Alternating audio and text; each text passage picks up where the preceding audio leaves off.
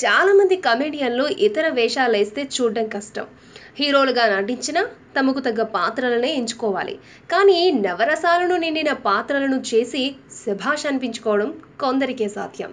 ఇక ఓ కమెడియన్ పూర్తి స్థాయి క్రూరమైన విలన్గా, వికలాంగుడిగా, రెబల్ తరహా పాత్రలు, ఎంతో సింపతిని కలిగించే విషాద పాత్రలు, పక్కా సంప్రదాయంగా కనిపించే పూజారిగా, ఇలా ఏ రకమైన పాత్రలను అయినా చేసి మెప్పించే నటుడు నగేష్. ఆయన రైల్వే డిపార్ట్మెంట్లో పనిచేస్తూ తనకు అభిరుచి ఉన్న సినిమాలపై అనురక్తితో మద్రాసు వచ్చాడు. ఆయన నటన చూస్తే మనకు ఆంగ్ల హాస్య నటుడు జెర్రీ లూయిస్ గుర్తుకొస్తారు. నిజానికి నటనలోనే కాదు, ఇతర జీవిత విషయాలలో కూడా ఆయనకు చాలా సారూప్యతలున్నాయి. దాంతో దేశం యావత్తు 1960ల నుంచి ఆయనను ఇండియన్ జెర్రీ లూయిస్గా పిలిచేవారు. 1958, 2008 మధ్యలో ఆయన చలనచిత్ర పరిశ్రమను శాసించాడు. దాదాపు 1000కి పైగా చిత్రాలలో నటించాడు. నాడు ఆయన రైల్వే ఉద్యోగుల కల్చరల్ సొసైటీలో నాటకం వేసి నాటి స్టార్ ఎంజీఆర్ ఆయన నటనను చూసి ముగ్ధుడై ఆయనపై ప్రశంసల వర్షం కురిపించాడు. గొప్ప నటుడవుతాడని జోస్యం చెప్పాడు.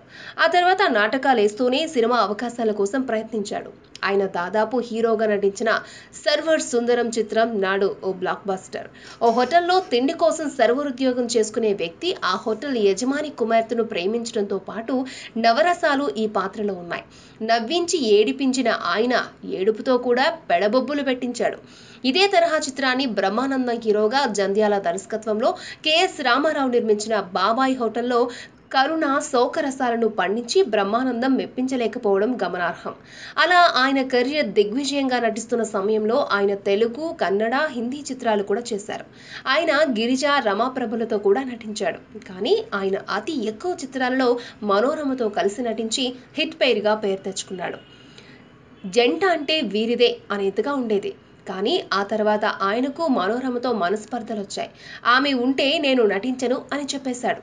అలా ఎన్నో చిత్రాలను వదులుకున్నాడు. కానీ నాటి ఎంజీఆర్ వారిని మరలా కలిపి చిత్రాలలో నటింపచేశారు. కానీ షూటింగ్ సమయంలో తప్ప ఎక్కడా వీరి మధ్య సంభాషణలు కూడా లేకుండా పోయాయి. ఇక ఓ విషయంలో నగేష్ ప్రవర్తన నాటి ఎంజీఆర్కి కోపం తెప్పించింది. దాంతో తన చిత్రాల్లోనే కాదు, తమిళంలోని ఏ చిత్రాలలో కూడా నిర్మాతలకు, దర్శకులకు చెప్పి ఆయనకు వేషాలు లేకుండా చేశాడు. దాంతో ఆయన ఆ సమయంలోనే తెలుగు, కన్నడ, హిందీ భాషల్లో నటించాడు. ఇక తెలుగులో ఈయన ఎన్టీఆర్తో కొండవీటి సింహం నుంచి అనేక చిత్రాల్లో నటించాడు. ఇక ఆయనకు మద్రాసులో ఓ సొంత థియేటర్ ఉండేది. కానీ పన్ను సరిగా కట్టడం లేదనే వంకతో నాటి సీఎం ఎంజీఆర్ ఆ థియేటర్ని మూయించివేయడం కాదు, ఆయన్ను జైల్లో కూడా పెట్టించాడు. ఆ తర్వాత ఎలాగోలా బెయిల్పై విడుదలయ్యాడు. అంతకుముందు ఆయన ఒక రోజున 6-7 షూటింగ్లతో ఒకే క్యాలెండర్ ఇయర్లో దాదాపు 40 చిత్రాలను చేసి రికార్డు నెలకొల్పాడు. ఇక ఆ తర్వాత మనోరమ, ఎంజీఆర్లతో ఆయన కలిసిపోయినా పలు కుటుంబ సమస్యలతో బాధపడ్డాడు. ఆయన రెజీనా అనే క్రైస్తవ మహిళను వివాహం చేసుకున్నాడు. ఆయనకు 3 పిల్లలు కాగా ఆనందబాబు అనే కొడుకును హీరోగా చేశాడు. కానీ ఆర్థిక స్తోమత సరిపోక హీరోగా నిలబెట్టలేకపోయానని అనేవాడు.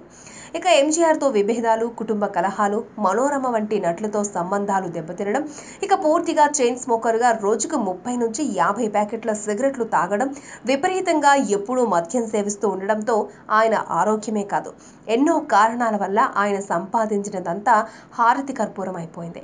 ఇక ఆయనకు అపూర్వ రాగంగల్ నుంచి కమల్ హాసన్తో ఎంతో సాన్నిహిత్యం ఉండేది. ఇక కమల్ సొంత సినిమాలలో ఆయన తప్పనిసరి. కానీ ఇతర దర్శక నిర్మాతలతో కమల్ నటించేటప్పుడు మాత్రం నగేష్ని పెట్టుకోమని కమల్ చెప్పినా ప్రతి ఒక్కరూ వద్దనేవారు. ఇక అపూర్వ రాగాంగల్లో ఆయన మద్యం తాగుచూ చీర్స్ చెప్పే విధానం ప్రేక్షకులకి విపరీతంగా నచ్చడంతో నాటి యువత మొత్తం కాఫీలు, టీలు తాగుతున్నా కూడా నగేష్ తరహాలో చీర్స్ చెప్పుకునేవారు. ఇక కమల్ విచిత్ర సోదరులు చిత్రంలో ఆయన చేసిన విలని అద్భుతం. అసలు కామెడీ, సింపతి పాత్రను చేసే నగేష్ చేత అంత ధైర్యంగా క్రూరమైన విలన్ పాత్రను చేయించిన కమల్, సంగీతం శ్రీనివాసరావులను నటించి మెప్పించిన నగేష్ పై దేశవ్యాప్తంగా ప్రశంసల జల్లు కురిసింది. ఇదే హిందీలో అపురాజాగా విడుదలై అక్కడ కూడా నగేష్ కి పట్టం కట్టారు. ఇక కమల్ చేసిన మైఖేల్, మదన కామరాజులో నటించి మెప్పించాడు. ఇక ఆయన రజనీకాంత్ చిత్రాలలోనే కాదు, కమల్ నటించిన భామనే, సత్యభామనే, పంచతంత్రం, వసూల్ రాజా, ఎంబీబీఎస్, వడివేలు, హింసించే రాజు పులికేసి చిత్రాల్లో నటించాడు. ఆయన నటించిన చివరి చిత్రం కమల్ హాసన్ దశావతారం. ఇక 2014లో వచ్చిన రజనీకాంత్, దీపికా పదుకునేలు హీరో హీరోయిన్లుగా, రజనీ కుమార్తె సౌందర్య రజనీకాంత్ దర్శకత్వంలో వచ్చిన కొచ్చాడియన్ చిత్రంలో ఆయన పాత్రను క్యాప్షన్ మోషన్ టెక్నాలజీతో మలిచారు. అలా ఆయన లేకపోయినా ఆయన పాత్ర కనిపించడం ఆయన గొప్పతనానికి నిదర్శనం. ఇక తెలుగులో ఆయన శత్రువు, మేడం, బృందావనం చిత్రాల్లో నటించాడు. ఇక పవన్ నటించిన తొలి ప్రేమ చిత్రంలో పవన్ కి తాతయ్యగా రఫ్ ఆడించాడు.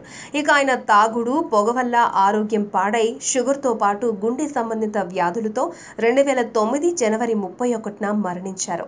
ఆయన వంటి నటుడు ఎవరూ పుట్టరని ఆయన నటనను బాగా చూసిన వారు చెబుతారు. ఈ వీడియో మీకు నచ్చితే ఓ లైక్ కొట్టండి, మీ ఫ్రెండ్స్ కు షేర్ చేయండి. ఇలాంటి డిఫరెంట్ వీడియోలను మరిన్ని చూడాలనుకుంటే మా యూట్యూబ్ ఛానల్ ను సబ్స్క్రైబ్ చేయడం మాత్రం మరవకండి.